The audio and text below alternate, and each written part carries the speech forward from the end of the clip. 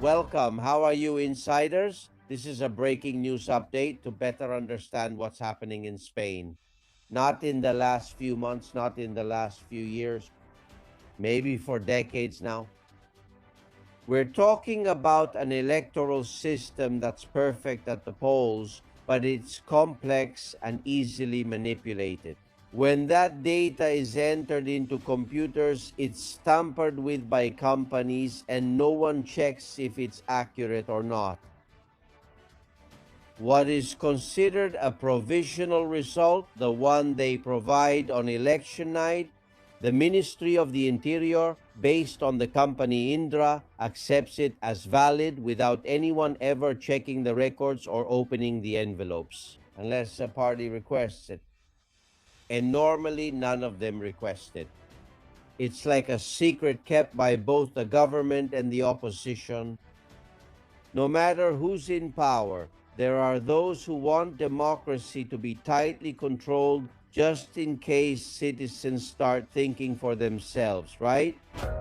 Gentlemen, it's time. Now that democracy in Spain is tightly controlled, hitting rock bottom, and Pedro Sanchez's autocracy can do anything, now is the time to question the Spanish electoral system. Fraud, rigging, involvement of public companies like Correos and private companies, even though they're largely public, like Indra, and judges who get paid for not reviewing anything. What's happening? Finally, all the evidence has been brought together. We have the data, the names, the methods, how they do it, since when they've been doing it, and who's doing it, and how elements of civil society collaborate to protect this widespread rigging, this electoral fraud that goes far beyond the current grandchildren law. Never before, like today, has the Spanish electoral system been called into question, but it's just the tip of the iceberg, which goes much deeper underwater, and that's what we're going to talk to you about today. Let's discover the truth about electoral fraud in Spain. For decades, it has been the best kept secret. Whether or not we manage to stop this fraud, this rigging that is undoubtedly happening in Spain, it won't be thanks to them, it will be thanks to people like Guillermo Rocafort, who has been denouncing it since 2023. PhD in economics professor, how are you? It's a pleasure to be with you and the confidentialist, Albert. At that time, during the July 23rd election, you, like many others, thought that something had happened and you started to investigate. And I understand that you gave the results of your investigation to the opposition parties. What did they say to you? How did they act? Well, as they usually do in these cases, with silence, contempt, and smug self assurance, they claim to have the only democratic legitimacy in Spain based on, well, a misunderstood sense of citizen participation. And since they're full of, well, freeloaders and people just collecting a paycheck, at the end of the month, the first thing they did after that terrible rigged election in July 2023 was go on an all expenses paid vacation. They don't care about the taxpayer, they have no concerns or initiative, and they're domesticated. Now they seem to be waking up because they see that someone else is going to take everything from them, but unfortunately, they're not going to do anything. That's my absolute certainty. Well, we've heard, as we mentioned last week, for example, from Narciso Michavila, Carlos Alsina, and many other professionals. They say that this grandchildren law doesn't matter at all because overseas absentee voting doesn't affect the final result. I mean, I don't know what world they live in, Guillermo. It's like allowing them to steal the vote because it's not that big of a deal, right? It sounds bad. Absolutely. They're, let's say, the freeloaders or the promoters of political correctness, the spokesmen, the heralds of Spain's post 1978 regime. They're doing very well in their media duopolies, enjoying platforms where they compete, not from, let's say, healthy competition, but from subsidized, totally privileged positions and oligarchs, right? So they're not interested in questioning the foundations of all the lies we're living through, but rather in continuing to live off easy money.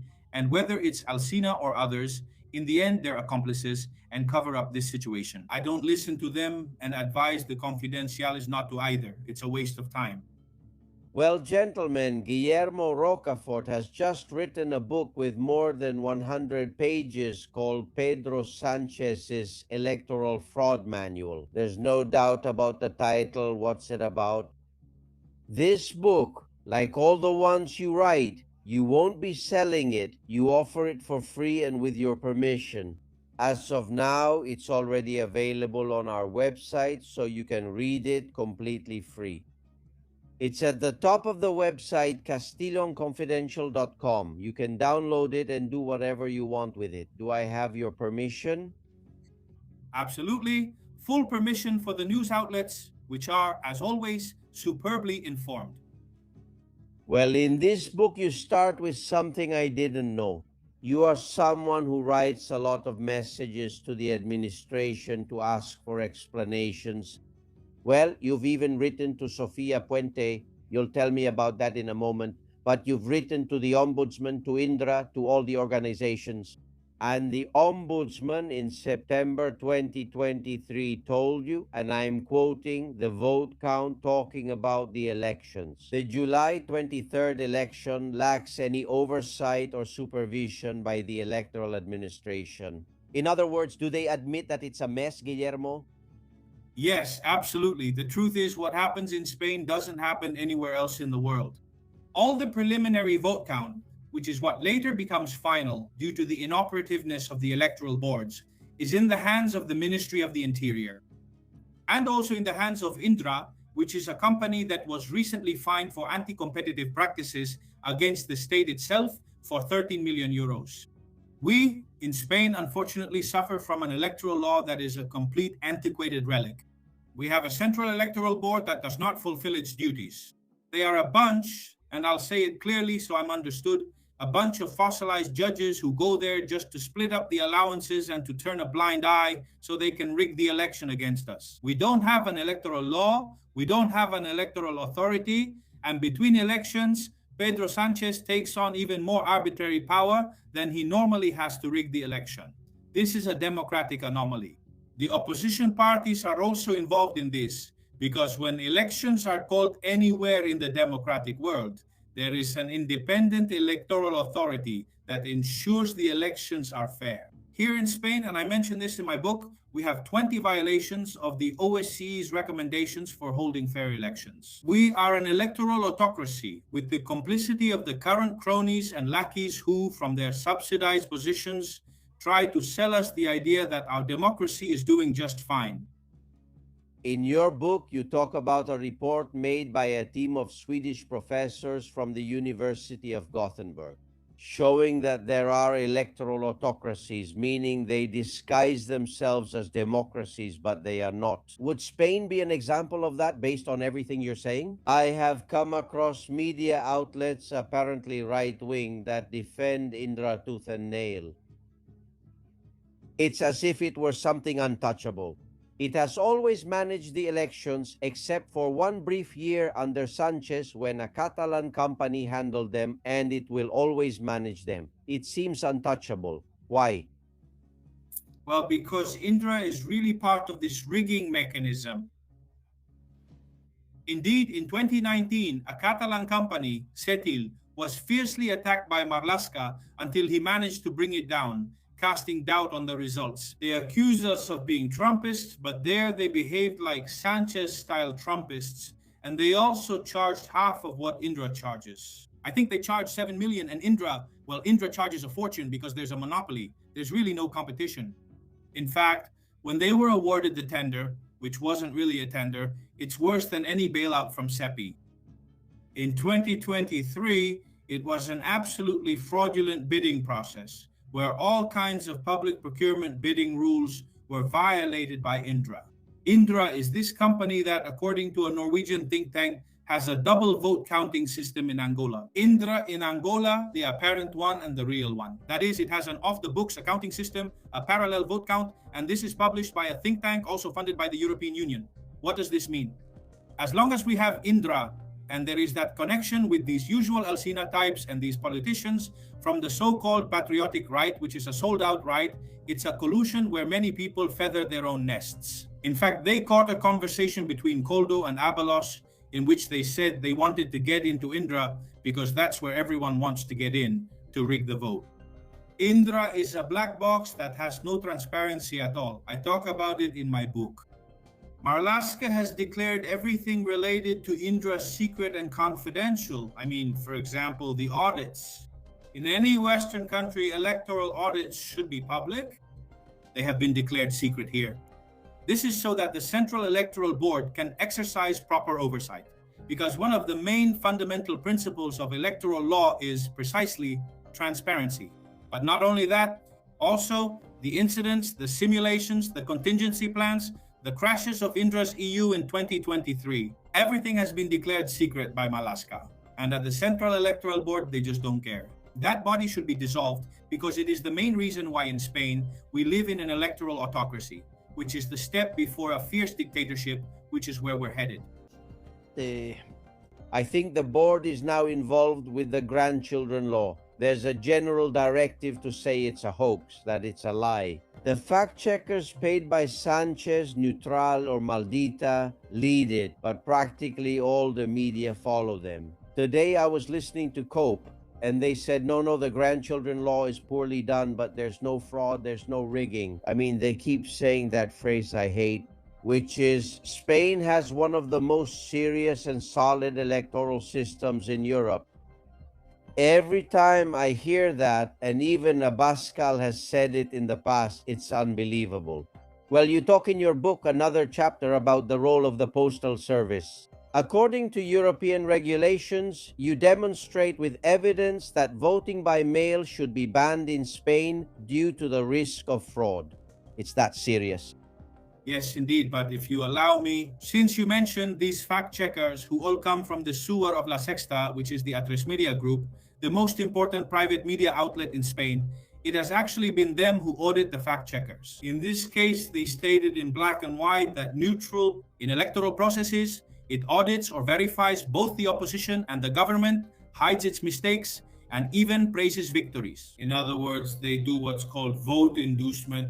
Therefore, neutral and Maldita Bulo are two instruments, fundamental vectors of the rigging. It's not just me saying it, the auditors say it. Regarding the grandchildren law, I would also like to mention that we challenged it, the instruction of Sofia Puente with the recognized Association for Reconciliation and Historical Truth in 2023, while Vox and PP went on vacation. Then, justice, well, it is what it is. And well, in the end, everyone wants the European Union to solve the problem for us, which is what they're doing now. Even the Supreme Court. The Supreme Court neglects its duties and national sovereignty by asking the CJEU, the Court of Justice of the European Union, to suspend the granting of nationality.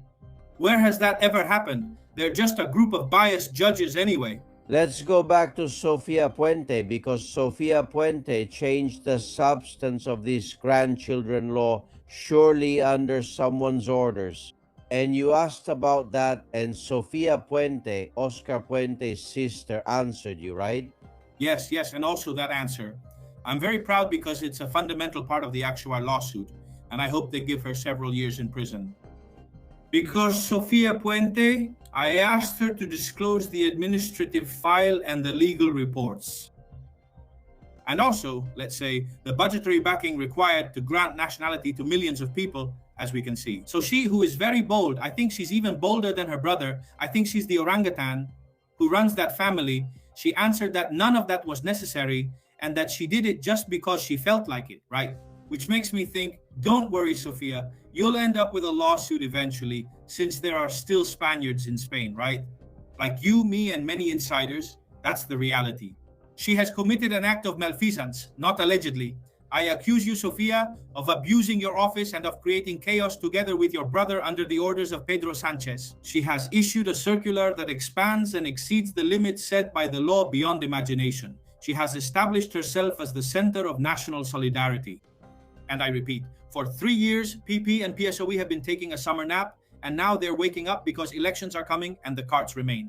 If you allow me, there is an important question you asked earlier that I need to confirm and explain to the insiders. The OSCE, which is the organization that oversees the integrity of elections, especially in Europe, clearly states, according to its treaties, which are cross-cutting international treaties, that when there is suspicion or doubt, voting by mail should be prohibited. So it's a European regulation that we're blatantly ignoring. It's a recommendation with legal value. They say it, and in Spain there are many suspicions. No matter what Sina and the cronies say, and Neutral and Maldita Bulo, who, by the way, have given a subsidy of 1 million euros to Ana Pastor in another racket. Returning to this issue, it's fundamental because they state it clearly. When there are suspicions, when there isn't complete transparency, and in Spain we've had a lot of problems with mail-in voting. For example, Melilla comes to mind, where banning mail-in voting completely overturned the election results due to threats and beatings. And here, especially in the case of the law of the plumber, who was a plumber involved in mail-in voting. So, in the end, the problem with the Popular Party and Vox is that they haven't learned the lesson. They're a bunch of slackers who should study a bit of electoral law instead of being chosen just because of their background or affinity, or whatever other reasons, right? They should get their act together and be a political class worthy of our nation. But they, I repeat, are complicit in what's happening. Remember that this woman is not just Sofia Puente, the minister's sister. She is the Secretary of Innovation and Quality of the Public Justice Service. I mean, a public position, although it seems like she's serving the government. Well, you talk about all this in your book. Also, why the electoral website crashed during the vote count. It almost always happens. When there's a vote count, the Ministry of the Interior's website crashes. That's dangerous. The lack of security for the sacks of mail-in ballots left lying on the floor with just a guard and not much else. Well, the electoral system in Spain is a disaster. In any Latin American country, for example, Ecuador, they could teach us a lesson and do things much better than here. The main problem is that everyone says it's fine. No one wants to be accused of being a Trump supporter or of spreading fake news. And with that excuse, they just keep going. I think thinking that when it's my turn, I'll be fine running this whole show myself, right? That must be it, right, Guillermo? Exactly. All they hope for is to inherit this regime, this electoral autocracy, so they and their people can settle in and steal from the Spanish, which is what they've been doing since 1978, all of them, without exception. If you allow me, it's important to highlight that in the book, I mentioned quite a few audits done on Indra.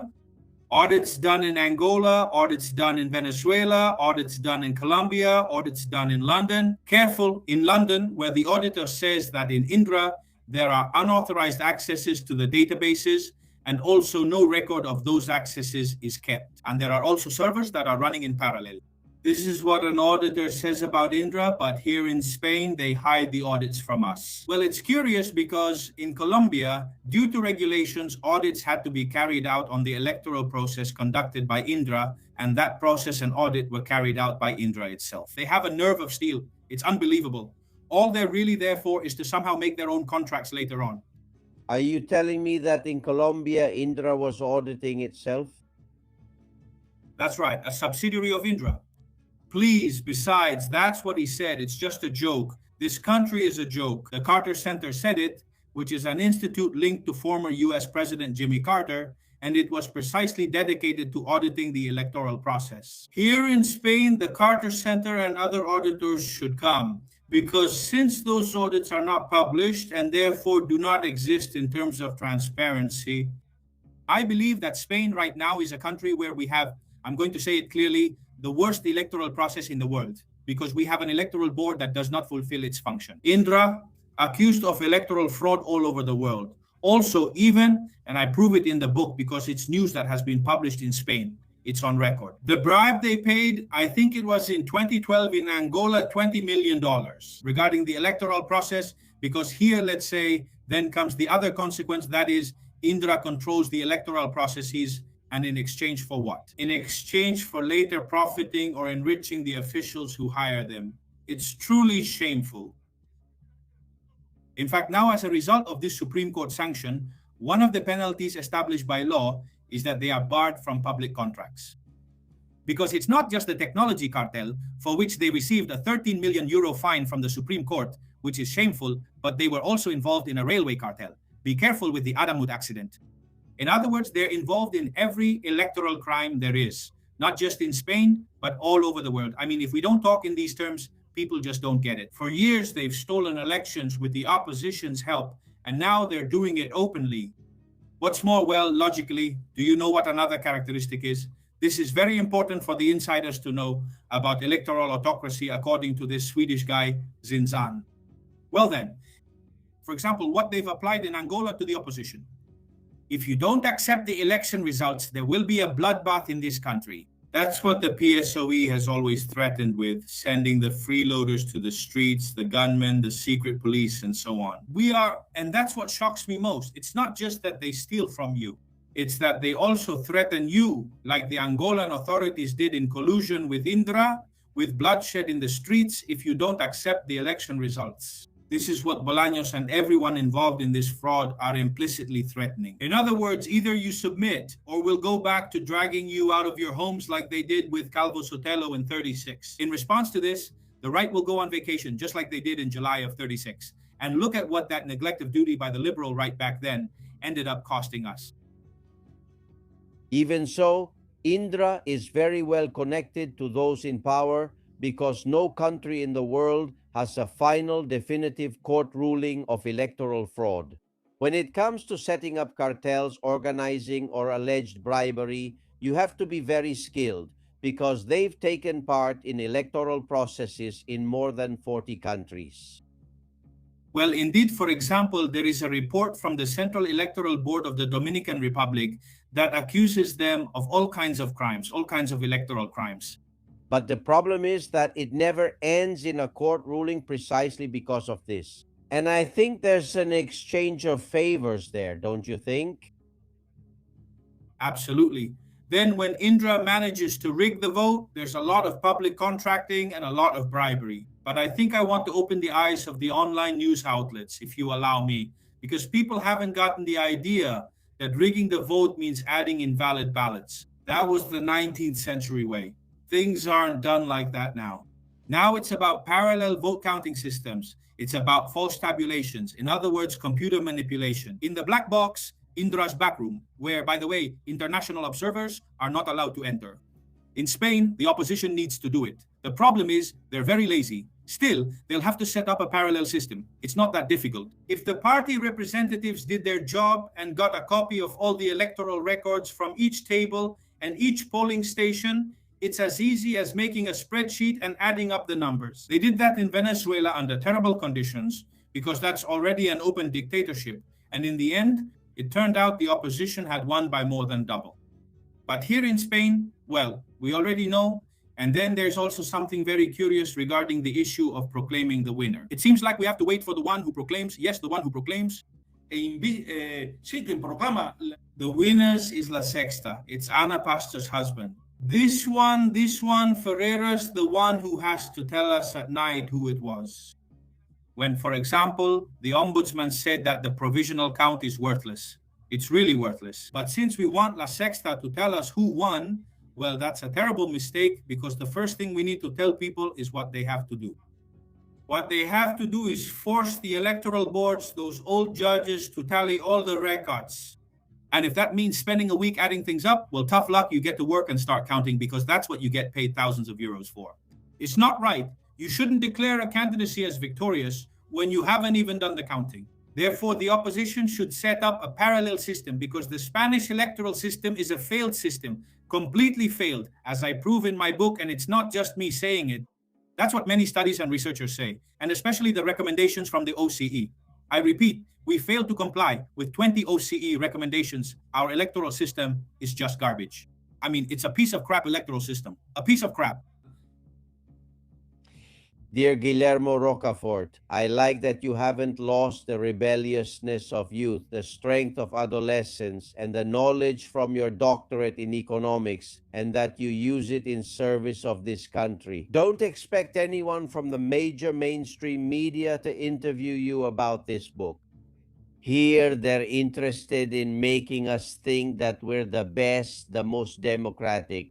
But your conscience and the insiders know that your truth is the truth about what's happening in Spain. Whether Sánchez or Feijóo governs, Big hug and congrats. Take care of yourself. Thank you very much, Albert. Greetings to all the confidentials. Thank you, Albert. And you already know you have Guillermo Rocafort's book, Pedro Sanchez's Electoral Fraud Manual. Browse safely with CyberGhost. Castillon Confidential by Albert Castillon.